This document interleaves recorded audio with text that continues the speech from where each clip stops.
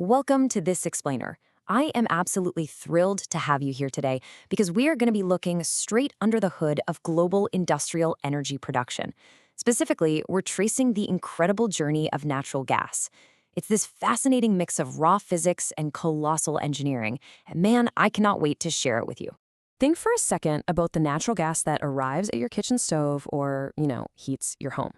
It's clean, it's perfectly dry, and it burns with that steady, predictable blue flame.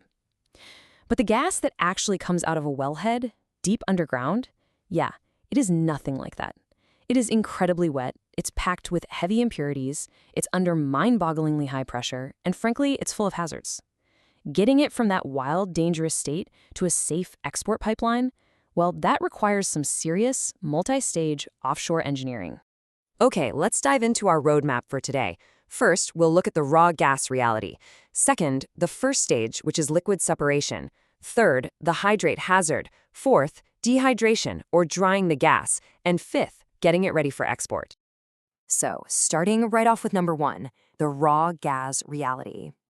Let's make our first physical stop on the offshore platform right where the wild reservoir products actually hit the surface from thousands of feet below the ocean floor. Now, take a look at this incredibly intimidating piece of hardware. This is known as a solid block Christmas tree. It's basically a heavy-duty assembly of gate valves, and it's machined from a single, solid block of steel to minimize any potential leak paths.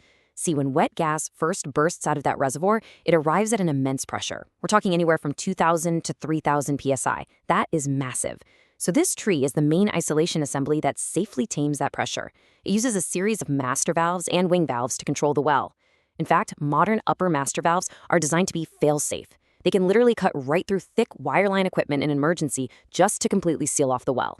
It is, for sure, our formidable first line of defense. Moving down the pipeline to number 2, first stage, liquid separation. Once we've tamed that extreme pressure at the wellhead, we have to deal with the fact that the gas is far from pure. It's thoroughly mixed with heavy liquids and produced water that can easily wreck delicate process equipment downstream. To really wrap your head around the physical threat this poses, imagine holding a high-pressure fire hose that, instead of spraying water continuously, suddenly fires a massive cannon blast of water every few minutes. That is exactly what happens in gas pipelines. It's a highly dangerous phenomenon called slugging.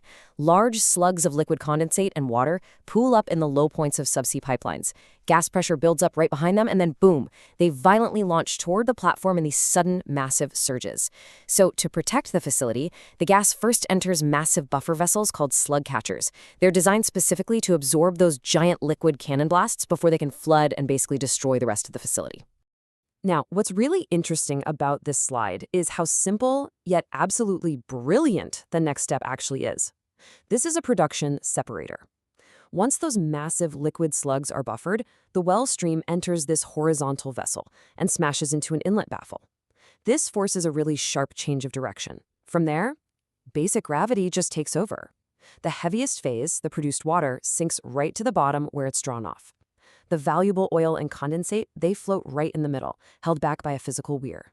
And the lightest phase, which is the gas we are actually trying to harvest, rises to the top, passes through a demister pad to strip out any tiny droplets, and finally exits the top of the vessel. All right, that brings us to number 3, the hydrate hazard. So with those heavy liquids stripped away, you might think the gas is totally safe now, right? Well, not quite. It still faces a terrifying physical threat that really raises the stakes of our entire journey, and that is hydrates. Hydrates are solid, ice-like crystalline structures. They form when stray water molecules essentially trap and crystallize around gas molecules. But here's the catch. They don't just form in normal freezing temperatures. They require a very specific combination of high pressure and low temperature. And unfortunately for us, those perfect, highly dangerous conditions exist exactly where our gas needs to travel. Yep, deep subsea pipelines, where the surrounding water temperatures sit at a chilling 4 degrees Celsius. Just look at this devastating visual reality. This is an actual cross-section of a pipeline completely blocked by solid hydrates. It's essentially a massive ice plug that stops production dead in its tracks. And it is incredibly dangerous. See, pipeline restrictions like valve chests and bends actually create a throttling effect that cools the gas even further, which just accelerates this freezing process.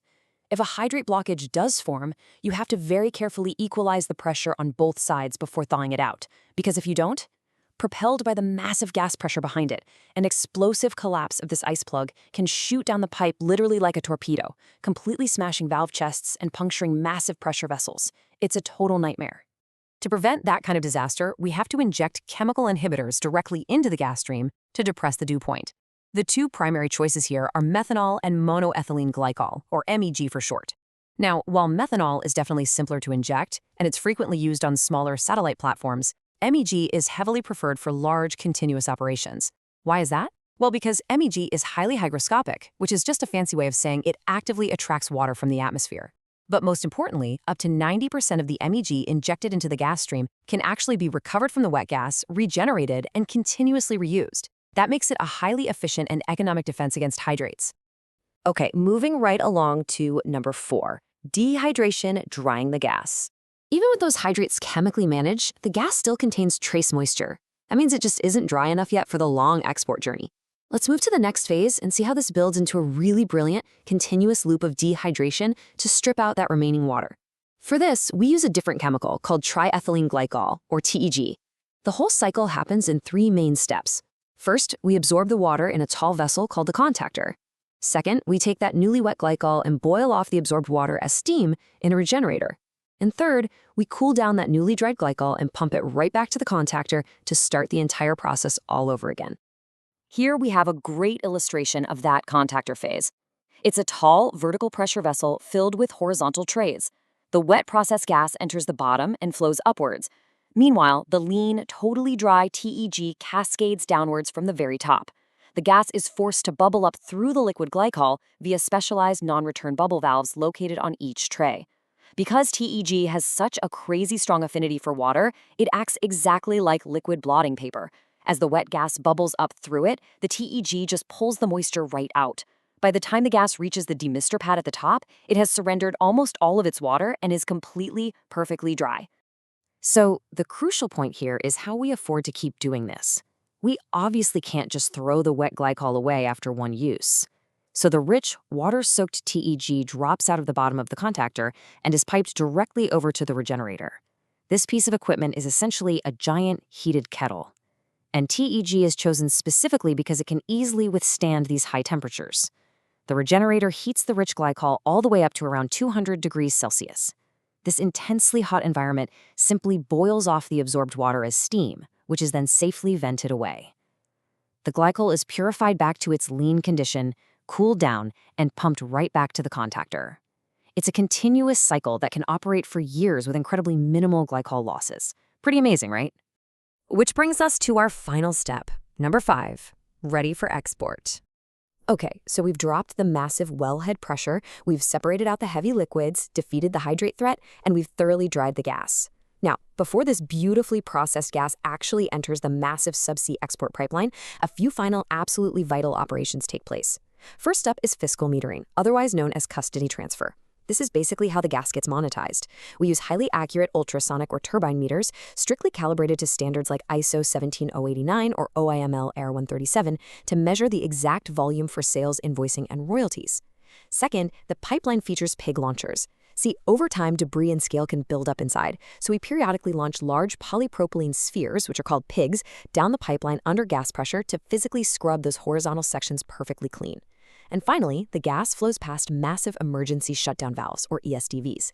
These guarantee that we can instantly isolate the platform from the pipeline if absolutely any danger arises. And that brings us to the end of our journey today, which is perfectly summarized by this thought. The clean flame on your stove is a triumph over a wild, high-pressure, freezing mixture tamed by colossal offshore engineering. I mean, it's really incredible to think about the sheer scale of physics and machinery involved, isn't it? The next time you boil water for pasta or just turn up your home heating, ask yourself, how does knowing about this hidden, incredible journey from a high-pressure reservoir deep beneath the ocean floor change the way you look at the everyday energy we so easily take for granted? Thanks so much for joining me on this explainer. And as always, stay focused and keep learning.